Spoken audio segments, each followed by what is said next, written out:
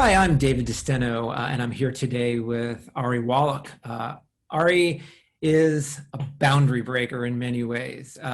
Besides founding an organization called Long Path Labs, which we'll talk about today, he's worked in many spaces in the think tank space, in policy, with government, and in venture capital.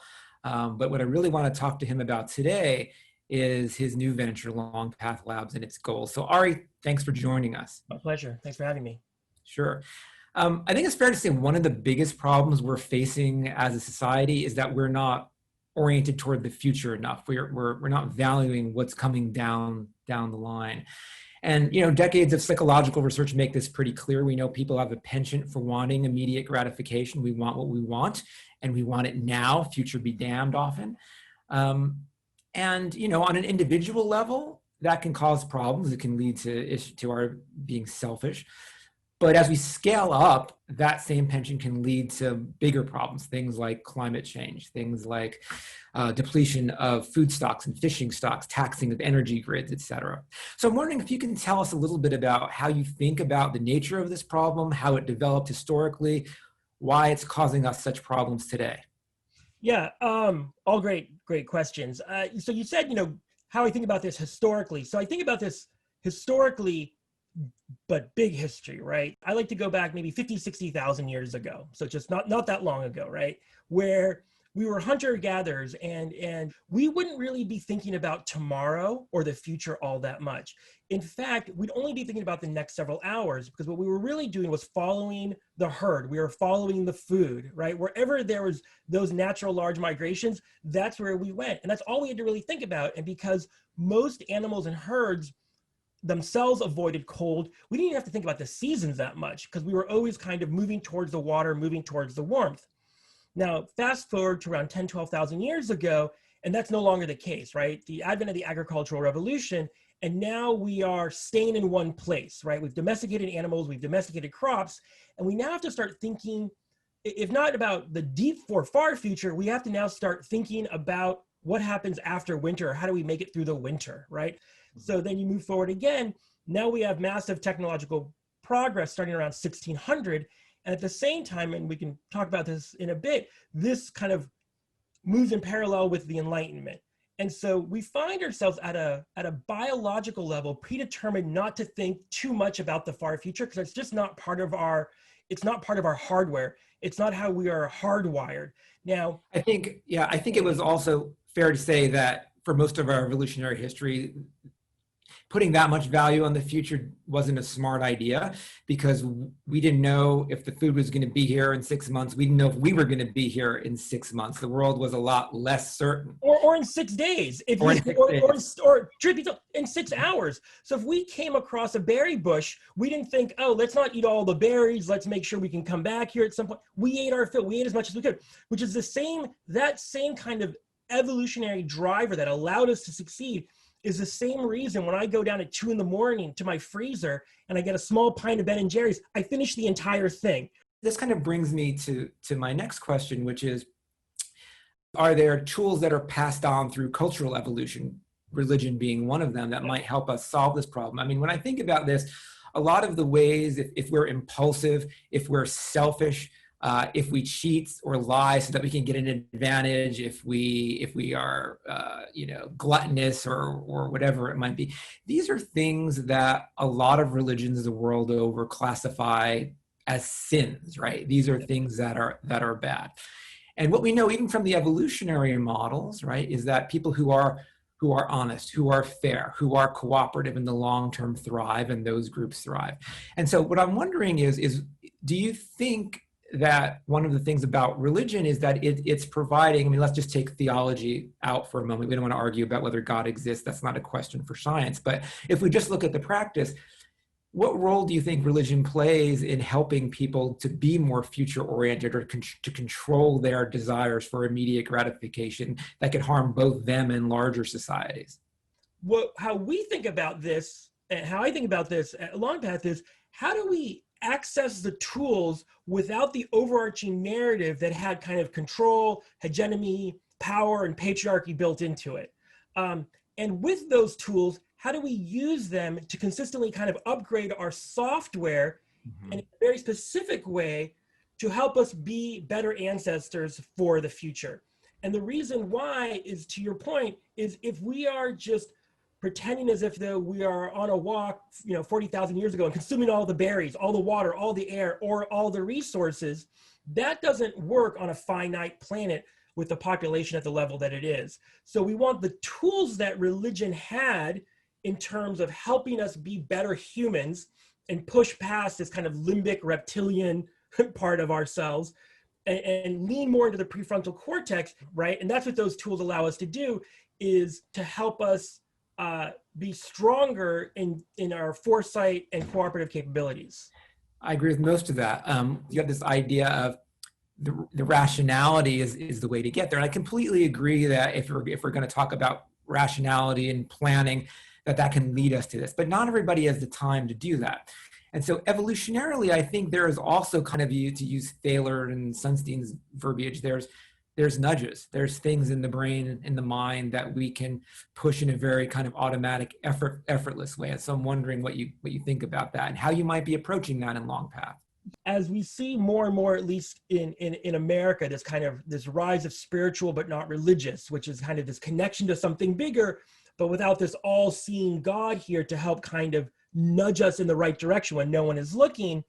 We're thinking about, how do you, in a non-theistic way, kind of replace that? So what's the audience you are playing to? So when David DeSteno is walking down the street and he sees a wallet with a bunch of money in it, no one's going to know whether or not you return it, right?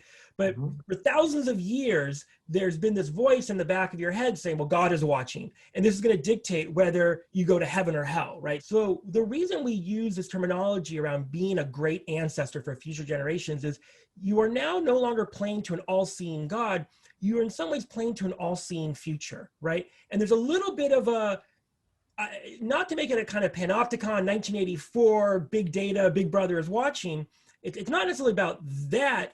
It's about your legacy that you're going to leave in the actions that you do and the kind of human that you are. Now, granted, what we're doing at Long Path doesn't appeal to everyone. Some people are just like, whatever, I'm gonna graze my sheep as much as I want on the commons. But for folks who want a connection to something bigger than themselves, to answer this question of who am I and why am I here, but without having to do it to this all-seeing God, the idea of descendants who are able to look back and if not necessarily say, oh, David returned that wallet, he was a good person, but it's more about the moral fiber and character of the individual and how that reverberates throughout time that you are playing to, right? We spend, think about, if we took all of the money that we spend kind of evolving software code in Silicon Valley, and we put it towards evolving like our moral code, but in a non-dogmatic way, think about where we could be, right? So part of it is also, as a society, where do we put those resources? And so what we're doing at Long Path is trying to put them in that direction, in that bucket. I know, besides reframing things in terms of there's a future ancestor that we should feel some responsibility toward, which pulls on our sociality, you're also using things like mindfulness, things that also affect our kind of emotional state. So can you tell us a little bit about your process, Long Path's process of thinking about interventions? What you said in the beginning was something to the effect of, how do we get people to sacrifice today for tomorrow? So sacrifice is giving up of something of value, right? And so what we do is replace sacrifice with this feeling of what you are doing is altruistic behavior towards the future, and that you actually feel better today by not sacrificing something today for tomorrow, but by being altruistic to tomorrow. And that flip, even that small narrative flip, starts to kind of help. One of the initial practices that we had people do was journal why they had gratitude for their ancestors, for people who had acted altruistically for them, specifically. So people who had come over and gone through Ellis Island, or something to do with their grandparents, some part of their own story and narrative.